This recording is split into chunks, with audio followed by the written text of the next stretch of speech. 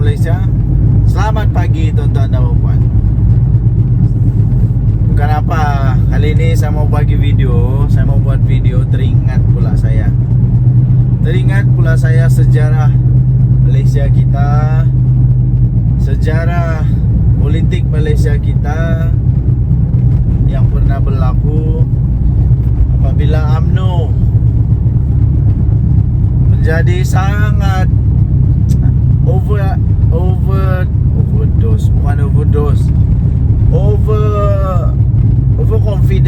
overconfident.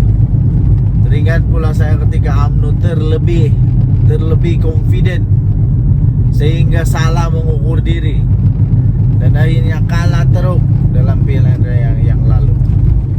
Mereka mendesaklah Perdana Menteri waktu itu Ismail Sabri Yaakob untuk bubarkan parlimen, ya, untuk bubarkan parlimen, bukan letak jawatan, untuk bubarkan parlimen kerana yakin sangat boleh menang, las-las kalah. Jadi saya ingin nasihatkan kepada UMNO supaya jangan terlalu excited. Belajarlah kepada kesilapan. Jangan overconfident yang melebih-lebih sampai nanti boleh sebabkan kalah teruk memalukan. Jadi jangan jangan overconfident. Ya, jangan overconfident. Overconfident itu boleh mengakibatkan keputusan yang amat teruk, fatal, dan memang teruklah, ya, memang teruk. Jadi ingatlah wahai Zahid Hamidi, ingatlah wahai Tok Matasan, pengalaman yang lalu itu mengajarkan anda untuk menjadi lebih matang, lebih bijaksana. Jadi janganlah pula buat lagi satu kesilapan. Perlu bertenang. Walaupun sudah sudah 3 kali menang, hat-trick sudah. Walaupun sudah hat-trick menang, walaupun sudah hat-trick menang, tapi jangan terlalu confident. Jangan overconfident, sabar-sabar. Begitu juga dengan PKR, sama juga. Jangan terlalu overconfident, jangan terlalu sekarang sudah senang lenang, tapi tetaplah humble, tetaplah merendahkan diri, merendahkan hati, muhasabah diri, melakukan yang terbaik untuk negara, untuk rakyat kita, rakyat negara Malaysia. Okay? So be humble, stay positive. Jangan tiba-tiba pula besar kepala, jangan tiba-tiba pula mendongak ke langit. Itu boleh mengakibatkan teruk memalukan saja bila kalah. Dan Nadi, suara rakyat bergema di channel ini. Jangan lupa tekan butang subscribe, like dan share. Malaysia kita punya, cinta Malaysia aku, kita jaga kita. Salam sejahtera Malaysia. Denyut Nadi, suara rakyat bergema di channel ini. Masihkah anda ingat ketika Azmin Ali dengan bongkaknya, dengan sombongnya, dengan tak kabur, dengan bongkak dan sombongnya, dengan penuh bangga dan kagum pada diri sendiri, dengan penuh trip hebat, tahu apa kalau orang Sabah bilang trip hebat, perasaan hebat, mengkhianati PKR dengan status dia, pangkat dia yang sebagai timbalan Presiden PKR, bekas Menteri Besar Selangor, di dalam tiket PKR PKR dan melompat.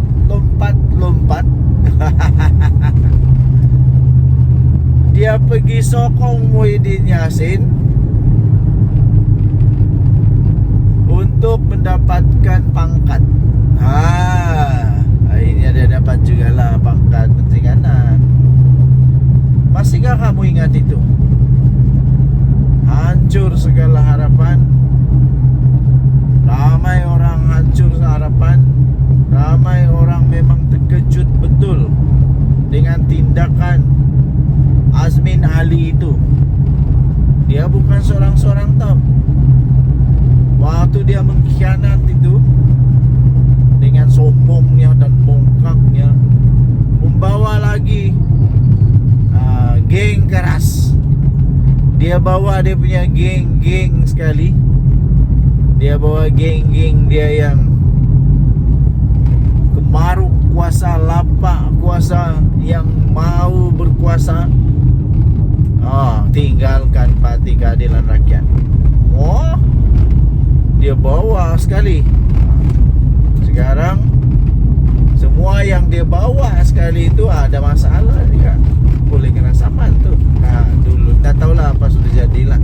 Yang saya tahu memang si Zuraida Kamarudin memang masalah.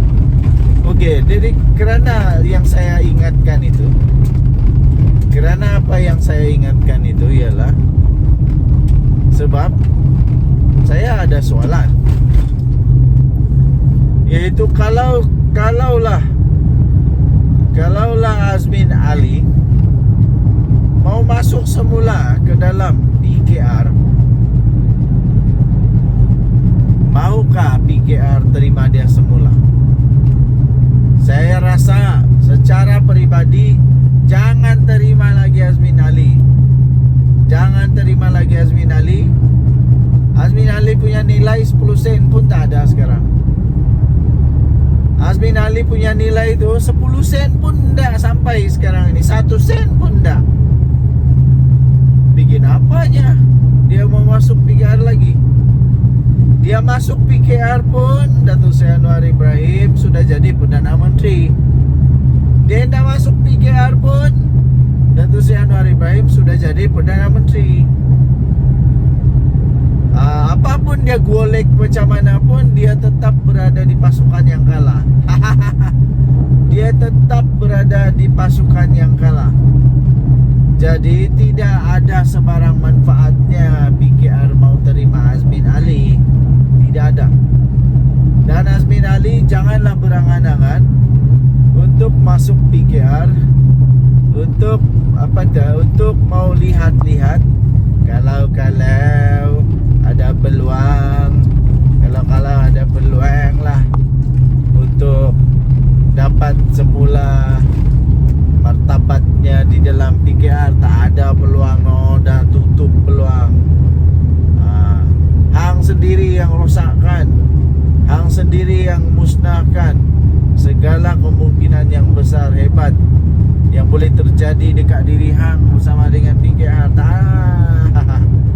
Jadi kerana itu tak payahlah isi borang pun jangan. Sebab PKR tolak Azmin Ali.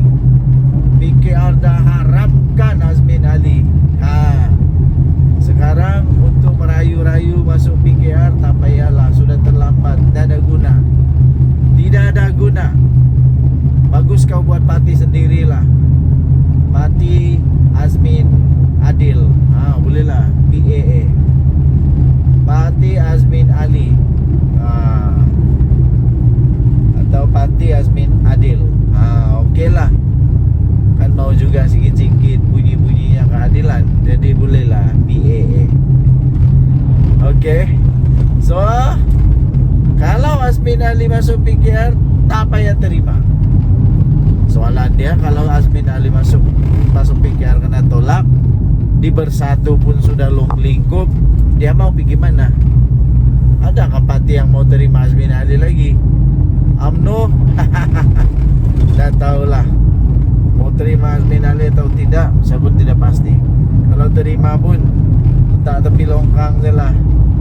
Kalau Kalau terima pun letak tepi longkang sajalah. Letak tepi longkang saja. Dan jangan bagi lagi apa sebarang tiba-tiba adalah pangkat yang besar. Ini paling saya heran dengan Bersatu tahu. Bila Azmin Ali masuk Bersatu, tiba-tiba dapat pangkat besar. Gila punya besar. Entah simpan mana ahli-ahli lama, pejuang-pejuang asal di dalam Bersatu yang sudah lama berjuang dengan Muhyiddin Yassin.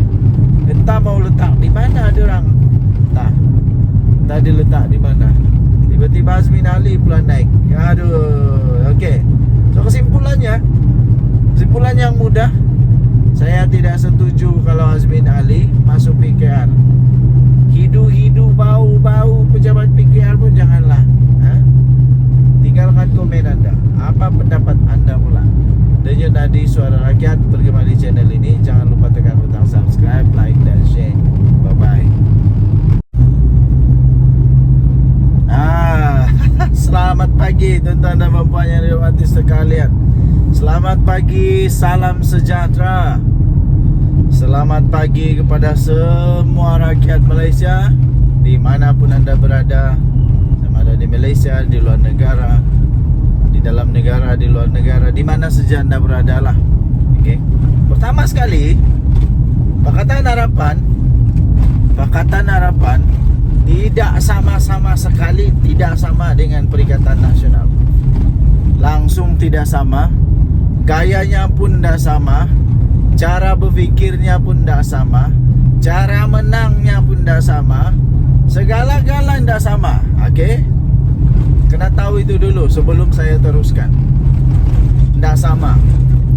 Nombor 2, pemimpin Pakatan Harapan pun tidak sama dengan Perikatan Nasional.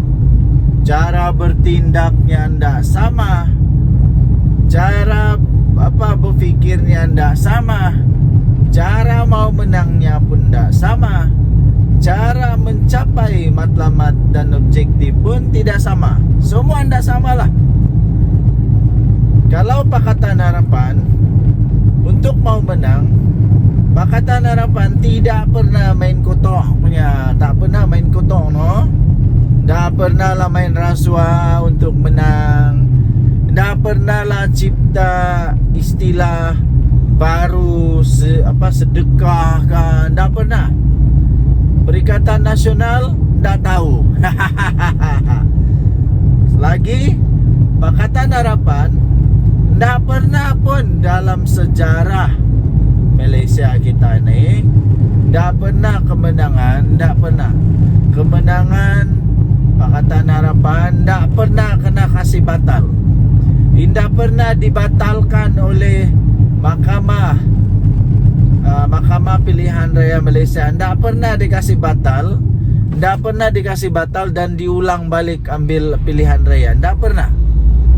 Tak pernah. Tak pernah. Jadi tuan-tuan dan puan-puan, kalau ada orang bilang, oh keputusan PRK Dun Mahkota itu tidak sah, batal, sebab ada unsur-unsur inilah. Antara lain bila ada orang buat laporan kononnya ada salah guna kuasa di dalam,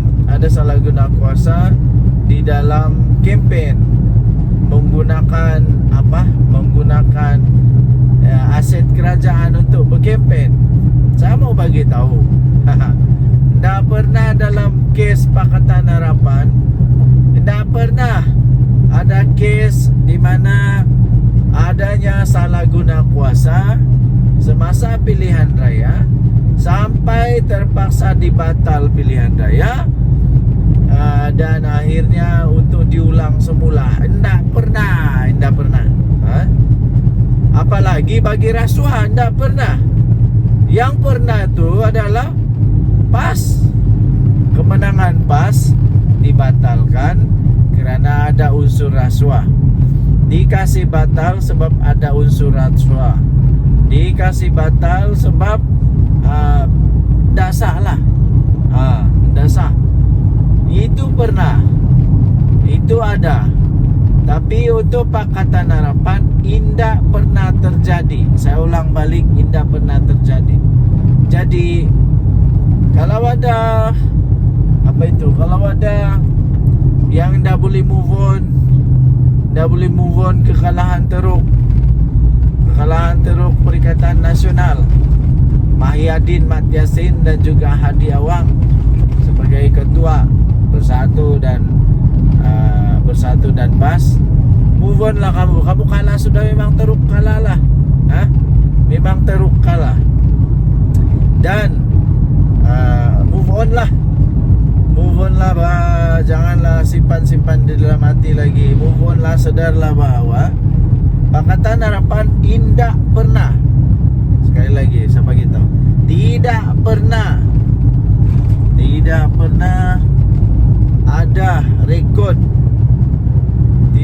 ada rekod keputusan yang diperolehi dibatalkan oleh Mahkamah Pilihan Raya sebab ada unsur rasuah atau salah guna kuasa atau apa-apa saja kesalahan lah. Jadi tidak pernah. Jadi kesimpulannya, ingatlah, dengarlah dan sedarlah.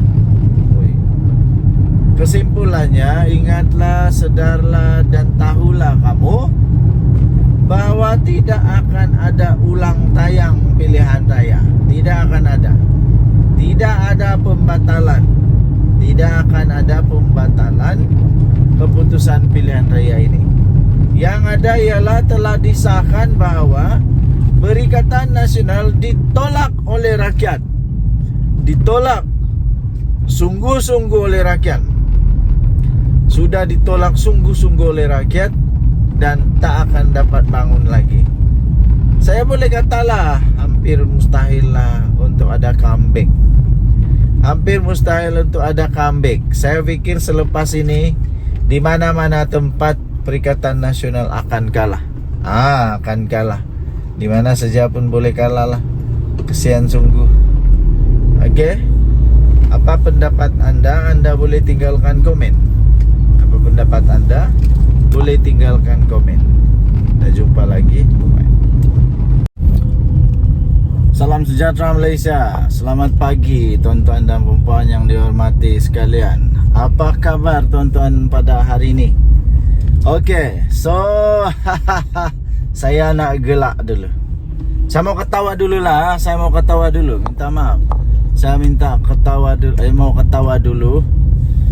Kerana saya setuju dengan satu video yang saya tonton daripada video di Daniel. Apa itu nama dia?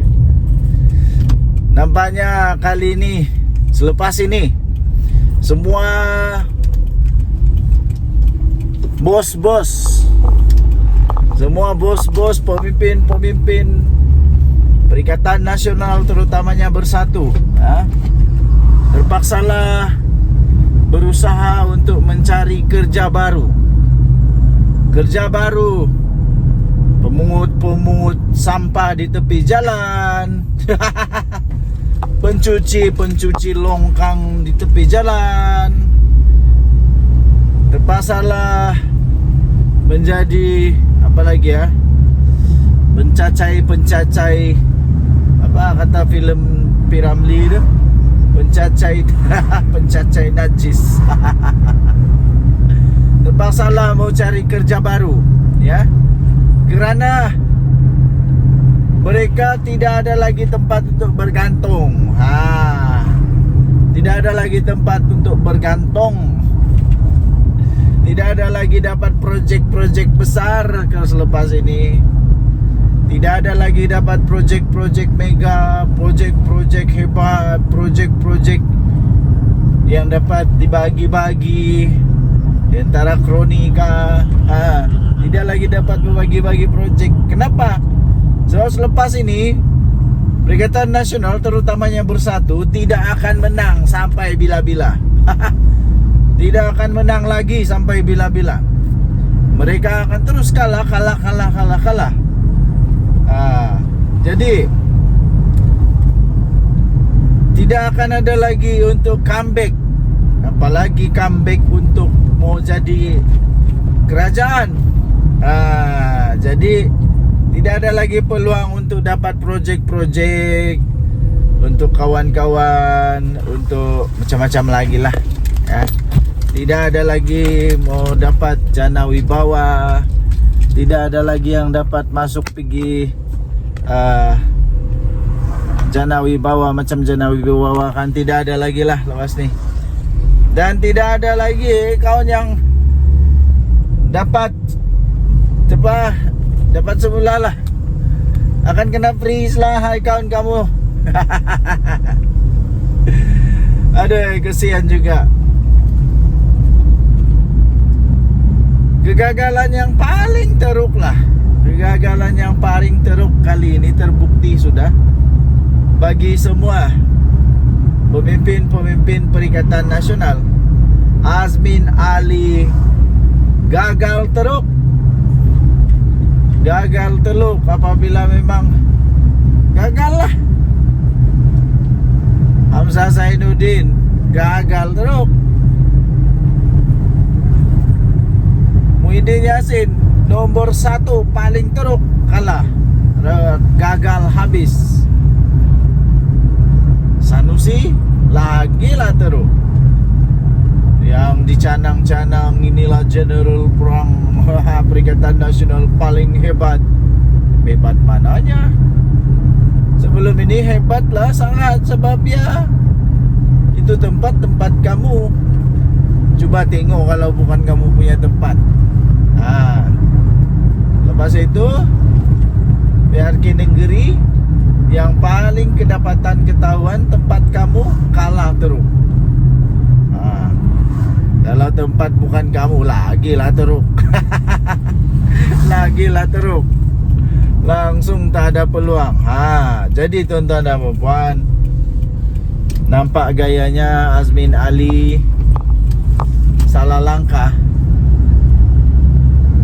Mungkin dia mengharap pada opportunity, peluang. Bila dia nampak Muhyiddin Yassin jadi Perdana Menteri dan ada peluang untuk dia mendapat manfaat, mungkin ini mungkin ya. Tapi itulah politik kan. Politik segalanya mungkin. Ada peluang untuk dapat kelebihan, manfaat. Jadi dia pun masuklah bersatu. Masuklah bersatu bersama dengan Zuraida Kamarudin. Mereka sama-samalah join perjuangan bersatu. Ya. Zuraida Kamarudin akhirnya dia buat parti sendiri. Lepas itu apa jadi? Kalah teruk. Nah sekarang terpaksa pula makan saman 100 juta. 100 kan 10 juta daripada PKM. Azmin Ali gagal habis. Dialah paling gagal. Ingatkan, sudah cukup pengalaman dalam hal-hal politik. Rupanya anda juga cukup sangatlah. Anda juga dapat duga apa yang akan berlaku pada bersatu, yang akhirnya bersatu sekarang ini memang seperti di ujung tanduk ya. Bersatu sekarang di ujung tanduk, macam teluk di ujung tanduk. Macam teluk di ujung tanduk. Memang nyawa-nyawa ikan bersatu sekarang ini. Jadi terpaksalah sekarang Hamzah Zainuddin terpaksalah cari kerja lah. Pergilah cari kerja jadi pencacai. Kesian kamu. Anda sudah dapat bermewah-mewah lepas ni. Bersatu Perikatan Nasional tiada sudah dapat buat iklan maha besar, kain terentang gila-gila yang besar ke apakah, tak ada. Ikan bersatu Memang tak ada harapan lah. Memang tiada harapan sudahlah untuk dapat baliklah duit dalam satu tu. Tiada sudah. Macam mana mau dapat duit lagi? Muhyiddin sudah mengaku duit masuk akaun parti. Alah weh, ini memang betul-betul silapai. Betul-betul Muhyiddin silapai. Aduh, boleh dia mengaku duit masuk di akaun bersatu. Lepas mengaku duit masuk di akaun bersatu, memanglah lagilah SPRM tidak akan kasih rilis lagi lah duit kamu dalam bersatu, dalam account. Memang tidaklah. Jadi kerana sudah tidak ada duit, paksalah carilah kerja yang lain. Jadilah pencacai kah. Wah, sian. Jumpa lagi, bye bye. Salam sejahtera Malaysia. Denyut nadi suara rakyat bergema di channel ini. Okey, tuan-tuan dan puan-puan yang dihormati sekalian. Baru sebentar tadi saya ada baca satu artikel, Faiz Naaman, bekas MPT Bersatu, mencadangkan agar semua pejuang-pejuang akar umbi, pejuang-pejuang tulen yang masih tulen, yang masih betul-betul pejuang, yang mau memperjuangkan reformasi negara Malaysia di dalam Bersatu, untuk cepat-cepatlah join PKR, joinlah Pakatan Harapan, setidak-tidaknya join Pakatan Harapan untuk terus memperjuangkan agenda reformasi. Kerana menurut beliau yang saya sisipkan di sini, dia punya artikel itu ya, menurut beliau perjuangan Bersatu sekarang menurut beliau sudah tersasar daripada agenda asal. Menurut beliau lagi, perjuangan Bersatu sudah tersasar dan terikut-ikut dengan perjuangan secara ekstrim yang dilaksanakan oleh rakan di dalam Perikatan Nasional, iaitu PAS. Dan beliau juga kata kekalahan teruk calon PN di Dun Mahkota adalah satu gambaran mesej jelas daripada rakyat Malaysia bahawa rakyat Malaysia sekarang ini sudah bijak menolak semua dakwah, semua permainan politik berdasarkan kaum, politik berdasarkan agama, politik berdasarkan sentimen-sentimen perkauman keagamaan yang merosakkan negara.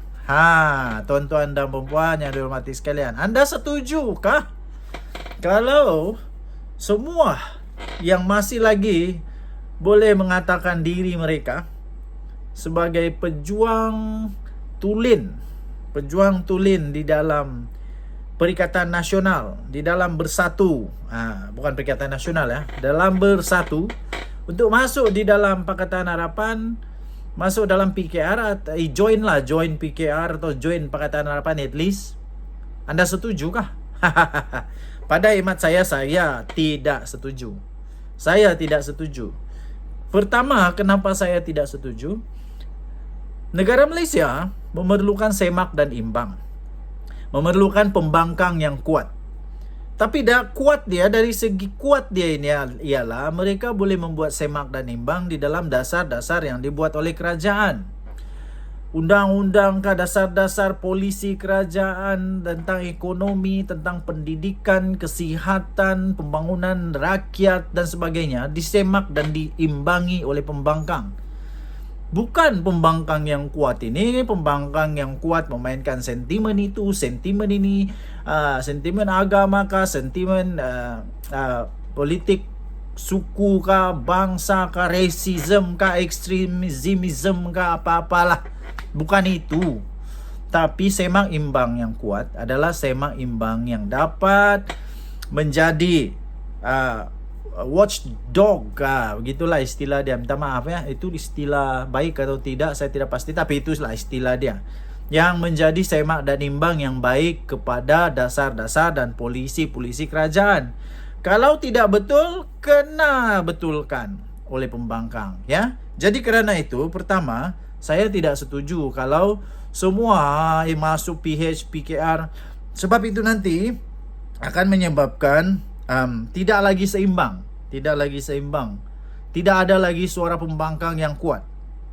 Jadi pada hemat saya yang kedua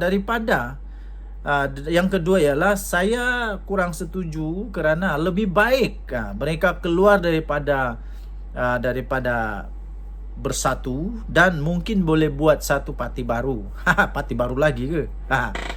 Kerana saya fikir perjuangan yang ada dalam bersatu agaknya lah berbeza daripada perjuangan yang ada pada Pakatan Harapan, ya. Kecuali mereka boleh menukarkan mindset, mereka boleh mampu untuk tukarkan cara berfikir daripada yang lama kepada yang baru, itu ada harapan. Tapi saya tidak fikir orang-orang dalam Pakatan Harapan dengan begitu mudah menerima orang-orang daripada bersatu ini, ya, walaupun bekas MPT-nya sendiri mengatakan bahawa iya memang betul dasar ataupun perjuangan asal sudah tersimpang, tersimpang sehingga terikut-ikut dengan perjuangan yang dimainkan oleh PAS, ya. Tapi apapun memang saya lihat PAS dan bersatu semakin lama semakin ke era kehancuran, ke era perpecahan, ke dalam satu yang lama-lama akan pecah juga, lama-lama akan berpisah juga. Kerana nampaknya bersatu tidak dapat membawa sebarang manfaat yang cukup signifikan kepada PAS. Tidak ada something that very significant that can show the result that this bersatu have the power, have the so-called to be an asset for Perikatan Nasional yang akan boleh menjamin kemenangan mereka dalam PRU yang akan datang. Malahan saya lihat bersatu ini boleh menjadi beban liability yang besar untuk PAS. Kerana bersatu banyak pemimpin dia sekarang yang ada kes mahkamah. Okay. So walaupun begitu, kalau memang ada yang mau masuk PKR, bolehlah isi borang saja, jangan risau, isi borang dan saya fikir akan ada komiti yang akan menilai. Tapi janganlah pula mau masuk PKR hanya untuk nanti mau jadi calon. Dah lah macam begitu, ya. Janganlah pula sudah masuk PKR mengharap jadi calon, kalau tidak jadi calon nanti merajuk, nanti berpecah lagi. Janganlah pula mau masuk PKR, mau masuk Pakatan Harapan hanya untuk mau dapat kuasa. Tidak mungkin, ya, tidak mungkin. Kerana itu, apa pula pendapat anda? Adakah bagus sekiranya orang-orang bersatu ni join dalam Pakatan Harapan PKR? Anda tinggalkan komen anda. Sila tinggalkan komen, jangan lupa tekan butang notifikasi. Sebab kita ada banyak lagi yang perlu kita bongkar, kita dedahkan, yang kita bincang, yang kita ulas. Okey, dan jumpa lagi. Selamat petang Malaysia. Bye-bye.